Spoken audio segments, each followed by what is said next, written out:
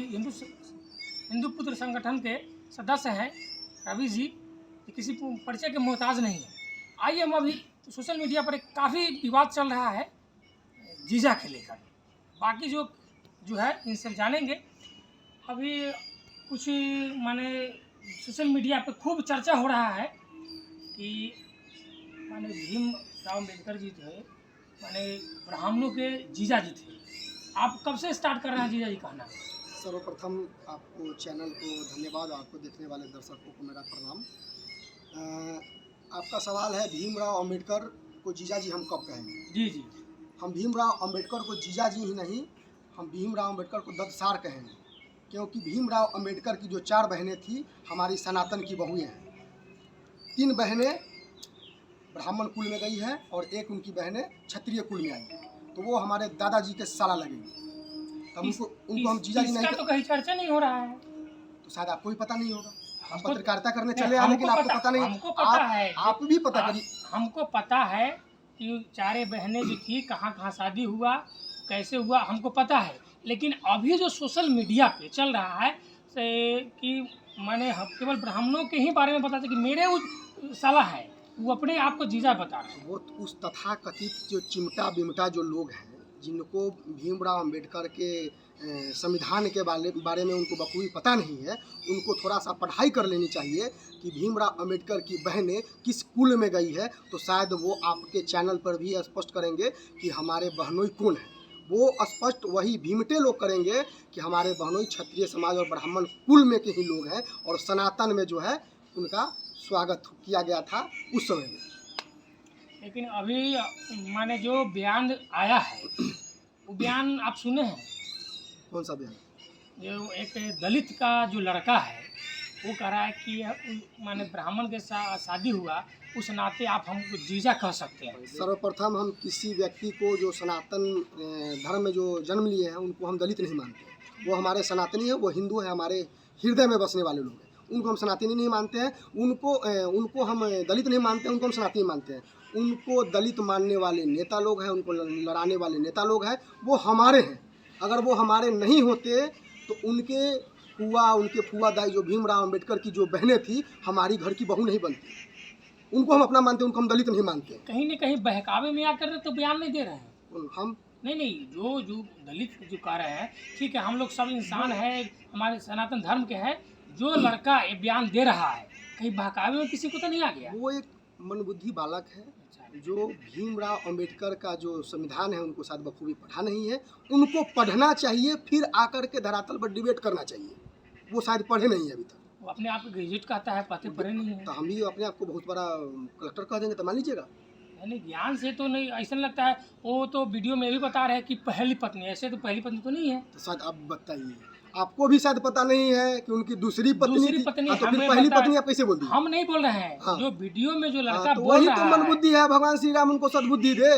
उनको पता ही नहीं है कि पहली बीवी या दूसरी बीवी उनका ब्राह्मण कुल से या सनातन कुल से उनका घर में गई थी। हमको बखूबी पता है कि पहली शादी उनको बहुत बाल अवस्था में होता है, जो कह सकते हैं कि अंडर 18 में होता है, और दूसरी शादी है वो ब्राह्मण की लड़की से होता है। बाल विवाह जो कब बंद हुआ था, इसके बारे में आपको पता है?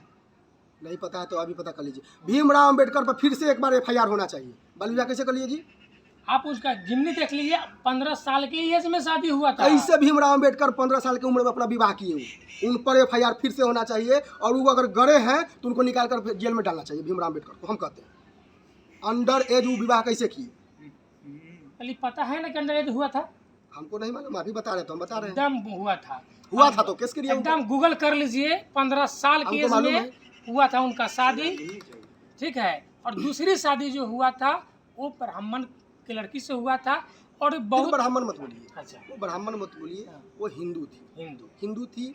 भीमराव अम्बेडकर जी जो थे वो भी हिंदू थे। उनकी माँ जो थी वो भी हिंदू थी। अगर उनकी बहनें अगर हिंदू नहीं होती तो गंगाबाई, मंजुला, आपको बता दें तुलसीबाई वगैरह वगैरह उनकी बहनें के नाम क्यों होती? सनातन के धर्म से आती है तब तो। मतलब कि जात पात में बांटना नहीं चाहिए। जात पात कौन सा? हम जात पात को नहीं बांट रहे हैं। जात पात के कुछ तुच्छ जो राजनीति करने वाले लोग हैं वो जात पात में बांट रहे हैं। हम उनको अपना मानते हैं। अगर भीमराव अम्बेडकर को अगर अपना नहीं मानते तो उस समय में उनको, अगर हम शोषित करने वाले अगर परिवार से अगर बिलोंग करते तो उस समय में उनको टाई कोट पर पहन के नहीं रहने देते, उस समय उनको हम जूता पहन के नहीं चलने देते, उस समय उनको हम उस गद्दी पर नहीं बैठाते जहाँ वो संविधान लिखने का काम किए थे। अगर हम शोषित करने वाले लोग होते तो उनके बहनों को अपनी बहू नहीं बनाते। उनकी बहनों के 4 बहनों को क्षत्रिय समाज और ब्राह्मण समाज उनको बहू बनाई। हम शोषित करने वाले लोग नहीं है, अपने हृदय से लगाने वाले सनातनी है। शायद उनको बता दीजिए आप लोग जाकर। जो ये बयानबाजी चल रहा है, जो अब खासकर अभी कुछ दिनों से अब और वो जो लड़का है, शायद आप वीडियो के माध्यम से देखे होंगे, क्लियर बोल रहा है कि हम राम को मानने वाले नहीं हैं, कि हम केवल अम्बेडकरवादी हैं।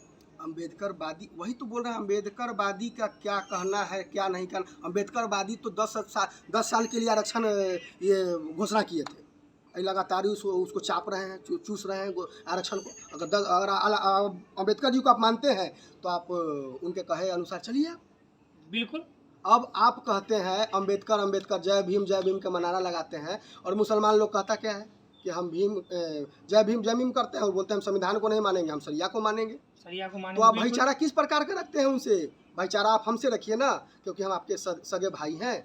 आप हमारे सनातन कुल में बहुत पूर्व में, आप 1891 ईस्वी में शायद भीमराव अम्बेडकर जी का जन्म हुआ था, और उनका बहन का जो विवाह हुआ था उससे पूर्व उनका बहन का विवाह हुआ था। तो उससे पहले से तो हमारे वो लोग दादाजी के परदादाजी के वो साला लगेंगे ना। तो हमारे कुल के हैं, वो हमारे खानदानी हैं।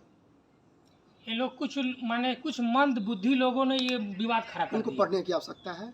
वो देखिए, आज कल टीवी पर डिबेट करने वो उस समाज के लोग चले आते हैं, संविधान पढ़ के आते हैं, नारी बचाओ नारी बचाओ नारी बचाओ, और वही उन्हीं के कुल के लोग, उन्हीं के खानदान के लोग, उन्हीं के वंश के लोग ताड़ी पी करके और झमरुआ पी करके नारी का शोषण करते हैं अपने घर में। आप झुग्गी झोपड़ी में जाके देख लीजिएगा, वही लोग शोषित करते हैं और प्रताड़ित करते हैं अपनी बहू बेटियों के साथ। वो क्या वो अपना नारी बचाने का वो ऐलान करेंगे टीवी पर आकर के?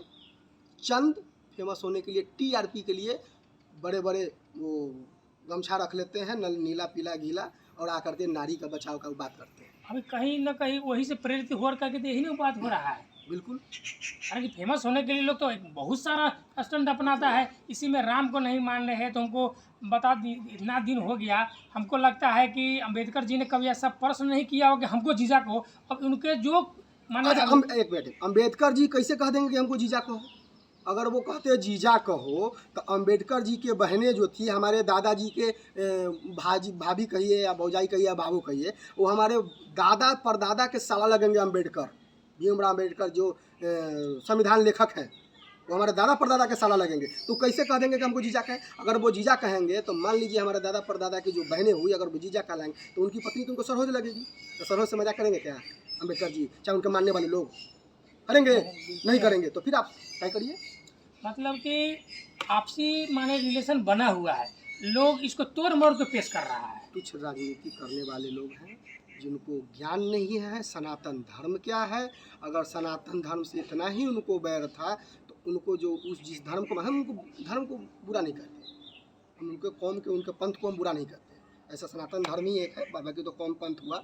हम उनके कौम को बुरा नहीं कह रहे हैं, लेकिन अगर उनके कौम में और उनके जिनको मानते हैं, बौद्ध हो जो भी हो, वो भी तो देव का ही अवतार है। अगर उनको इतना ही अथी था तो उसी कुल में कहीं नहीं पैदा ले लिए वो।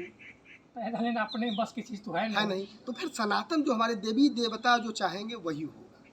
उनके चाहने से, उनके कहने से कुछ नहीं। हमारे पूर्वज लोग ही देवी देवता को मान रहे तो हम लोग तो मानवे करेंगे। मानना पड़ेगा। और जो राम के नहीं वो किसी काम के नहीं। अगर भारत में रहना होगा तो वंदे मातरम जय श्री राम आपको कहना होगा। किसी का नीला, किसी का पीला, किसी का झंडा लाल है, उस भगवे को रोक सके वो कौन माई का लाल। भगवा को रोकने का प्रयास मत कीजिए, जल के भस्म कर दिया जाएगा। लास्ट में आप जो मंदबुद्धि लोग हैं अभी जो विवाद खड़ा किए, उसको फाइनली आप क्या कहना चाहिए? हम उस बेवकूफ़ को इतना ही कहेंगे, आप थोड़ा सा स्टडी कर लीजिए, और स्टडी करने के बाद अगर आपको ज्ञान हो जाता है तो आप इस रवि ओबराय को ढूंढिए, आप ऐलान कीजिए। आपके सामने हम सभी बैठेंगे, जिस प्रकार से अभी आप हमारा इंटरव्यू ले रहे हैं उसी प्रकार से उनके सामने भी बैठ करके हम उनका इंटरव्यू लेंगे और उनसे हम डिबेट करेंगे।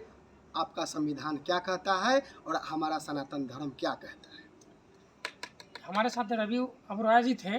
फाइनली क्या कि देखिए हम सब एक ही परिवार के हैं, कोई अलग नहीं है और इसमें जाति में बांटने की जरूरत नहीं है। हम लोग इंसान हैं, मिल व्यवहार के रहने की चीज़ है। अगर थोड़ी बहुत कोई विवाद होती है तो हम लोग आपसी में मिल के उसको सुलझा लेंगे, न कि इसको तुल देने की ज़रूरत है। क्या पहली नंबर बात की विवाद होना नहीं चाहिए। अगर ऐसे लोग जो कहते हैं ब्राह्मण के प्रति जो टिप्पणी करते हैं, जो सनातन के प्रति टिप्पणी करते हैं, रामकृष्ण के प्रति टिप्पणी करते हैं, उन पर कड़ी से कड़ी कार्रवाई जिला प्रशासन के द्वारा किया जाए। अन्यथा हम लोग हिंदू पुत्र संगठन जवाब देने के लिए सक्षम है। उनके घर में घुस करके उनकी समाधि उनके आंगन में बनाने का काम हिंदू पुत्र संगठन करेगा, जो रामकृष्ण पर उंगली और आंख दिखाने का काम करेगा। माने आपसी विवाद करने की कोई ज़रूरत नहीं है। हर लोग संदेश देना चाहता है कि मिल व्यवहार के रहे, भाईचारा बना रहे। लेकिन कुछ, हम सभी को नहीं बोले, कुछ लोगों ने बहकाना शुरू कर दिया है। काहे कि अभी जो नौजवान हैं उनको जैसी शिक्षा आप दीजिएगा, कई नौजवान जो पढ़ने के बाद जो आप उसको गाइडलाइन कीजिएगा उसी तरह का बहकने लगता है। मेरा भी आग्रह रहेगा कि हम लोग सभी भाई मिलकर रहें और बहकावे में ना आए। तब तक के लिए धन्यवाद।